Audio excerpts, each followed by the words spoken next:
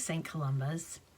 It's been a little while since I've done a daily bread, and I feel like I might be a little rusty. I was scheduled to do one in December, but just couldn't sit down and do it. I was in the midst of waiting and watching as my mom was dying, and I had lots of thoughts, but I just couldn't pull it together. And I'm not sure I can now either, but I'm going to try. Advent is a poignant time of waiting for me.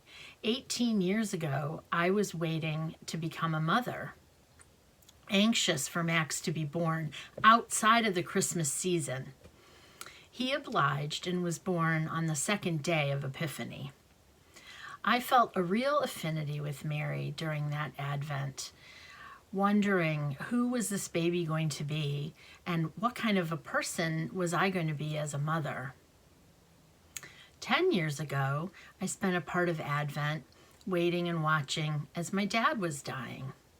It was a fraught time for me, both in my family of origin and also in my new immediate family. And really, all I was waiting for was the relief that would come when my dad finally died. This past December, I was struck by waiting for the end of my mom's life compared to the waiting for God incarnate in Jesus that we wait for at Christmas. This waiting was again filled with anticipating relief for my mom, who was struggling with dementia and a greatly diminished quality of life. She got sick, and almost overnight she was bedridden, sleeping almost all the time, and not eating or drinking. She had spoken regularly over the years of not wanting to live like this, so we knew that it was time to let her go.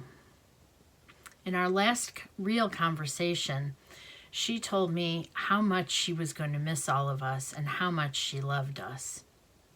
When I mentioned that to our communications director, Lauren DeVito, she replied with, "Of course she loved you that much." Lauren's comment caused me to reflect on the quality of my mom's love for me. It had felt superhuman to me for my whole life. It didn't feel like an of course kind of love. It felt special and huge. Maybe that's how everyone feels about their mother's love. I certainly hope it's how Max and Oscar feel about my love for them. My family growing up was pretty dysfunctional, but somehow my mom provided a foundation of love so strong that I was able to grow up and heal and be different with my own family. Not that we're perfect, in case the boys are watching this. A couple of times I've been asked to express how I think of my spirituality. My quick answer is always love. It is love for and by God as lived out in our lives, how we are with one another, how we treat one another, whether we know each other or not.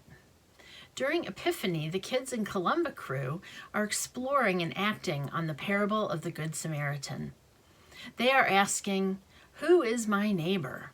And then they are doing projects to share with neighbors near and far, known and unknown. My mom didn't talk about her faith very much, but when she did, it was very cosmic.